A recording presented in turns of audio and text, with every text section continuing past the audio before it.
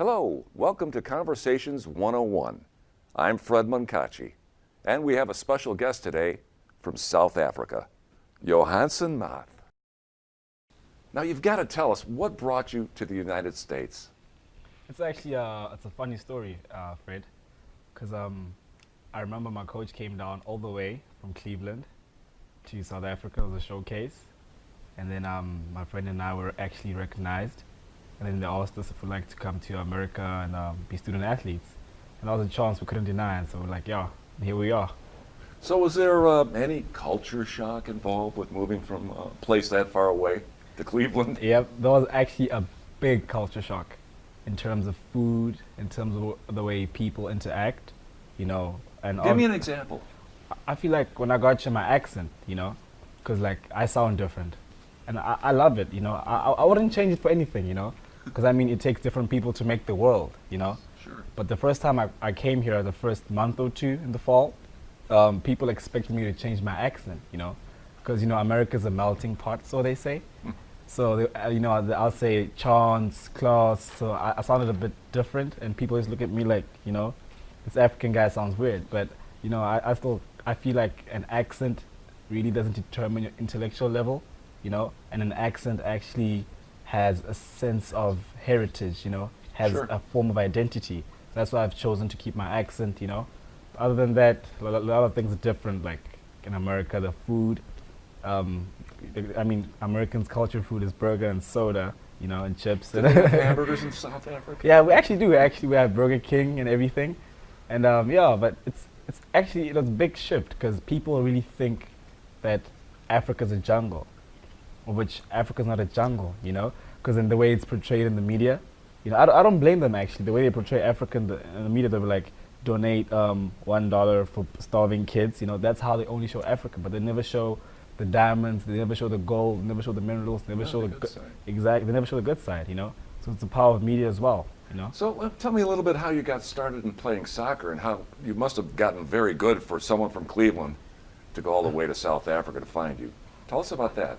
Me playing soccer actually started when I was 7 years old. Yeah, I got my first pair of cleats when I was 7 years old. Puma cleats, I still have them.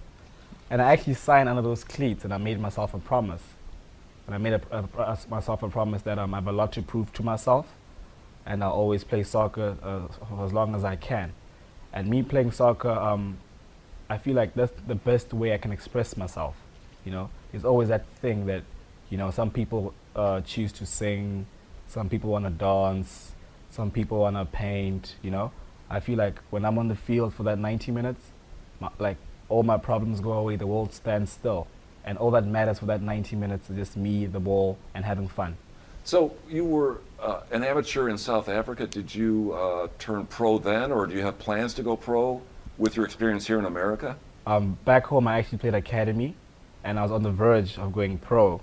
And then came the offer to come to Cleveland, of which I had to weigh my options, you know, coming to America, you know, to live the African dream in America.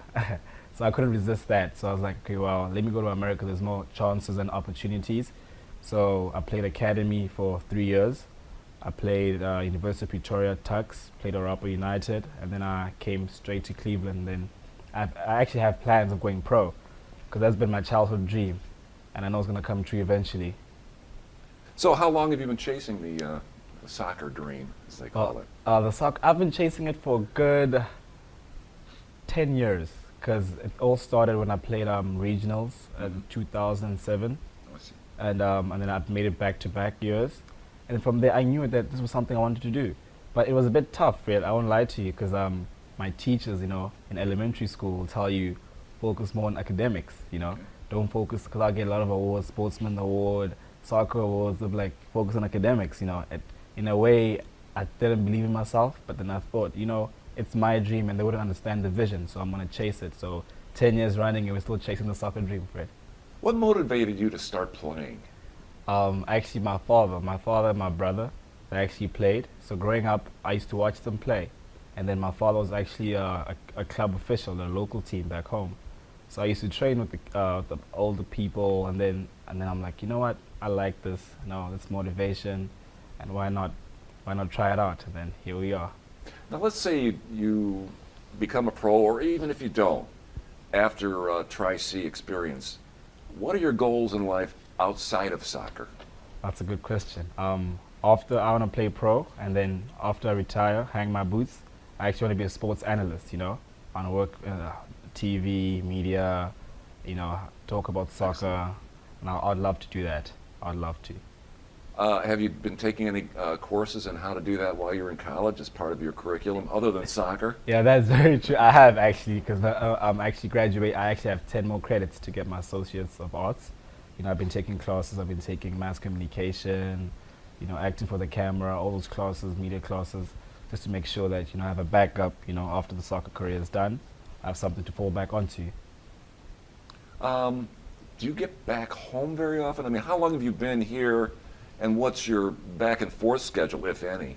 Well, I've been here since the fall of 2016, and I go home usually in the summer. Got 3 months, go back home. So that's winter when it's just summer. That's very true, because I never get enough sun. That's the sad part. Is it cold down there when you go back? I mean, it's pretty far south. Well, compared to here, I wouldn't say it's cold, but before I came here, I thought it was cold. Okay. And then when I come here, I see it's snowing. It's a whole different cold. It's a whole different cold. So in the summer, every chance I get, I always go down, see my family, see my animals. I actually have a farm.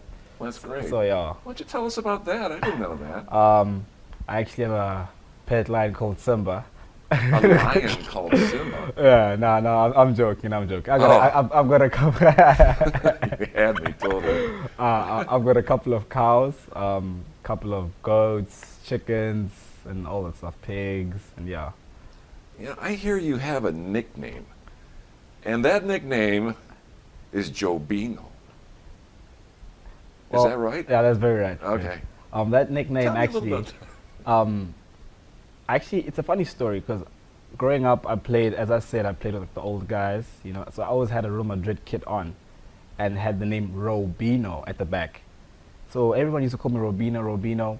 I'm like, you know what? I don't want to be a second version of someone else. I want to be the only version of myself. So let's put the J-O to the R-O. So then the Jobino name grew, and then next thing you know, Jobino's a brand. You never know. I think it's really cool. Thank you. Now, one trick question here. How's the love life? Is it a stretch being that far away from South Africa, or are things working out for you here? You see, Fred, love is a beautiful thing, Sure. The greatest gift is to be loved and to love, And I have a special lady in my life, but I will not mention any names or location for security reasons as a king. But yeah, I have a girlfriend. Well, I'm sure she'll be happy to see you on our show. Most definitely, Fred. How are we doing for time? That's all my question. Okay. Let's see. What are the difference between soccer here and in South Africa? The soccer here is more physical per se, and the soccer back home is more skillful. Like, we have a lot of dribblers back home, and people here, it's all about how big you are, because the coach, the first thing they're gonna ask you, they're like, how tall are you? How much do you weigh? Are you 6 foot? But then they look at that side of soccer, but back home, it's different. It's a finesse game. Exactly, but back home, we don't care how big you are, how fast, speed does count, but we never look at your size. If you're good, you're good, And then back home, we like the ball on our feet, we dribble a lot. And then here, it's more, we play long balls, I see. And I had to adapt to that system coming here, because then I used to play short passes, short balls, and my coach always yelled at me. He's like, no, this is not Africa. Play the ball long, and then, yeah. Oh, who are your role models? Oh, that's actually a good question. My role models would have to be LeBron James. Funny enough, I came to Cleveland. That's what actually influenced But my he's not a move. soccer player. But the thing is, because then I think his work ethic, He is a hard worker. LeBron plays like he's young, but he's just won exactly. MVP. He's in his 30s, and He's his work 33. ethic, and then my other role model would be Cristiano Ronaldo, and then we have Thierry Henry. He's a retired soccer player. Zidane. Are these local to you? I'm sorry. Well, and no. maybe our audience is too. No, they actually one's from France, and other from Brazil, other from Portugal. So I grew up watching them when I was young. So I feel like they played a big role in my life in the decision of me chasing the soccer dream. All right, well, thank you very much for being here, Johannson. Thank you for having me, Fred. You're welcome. And that concludes this episode of Conversations 101. Thank you all for being here, and we'll see you next time.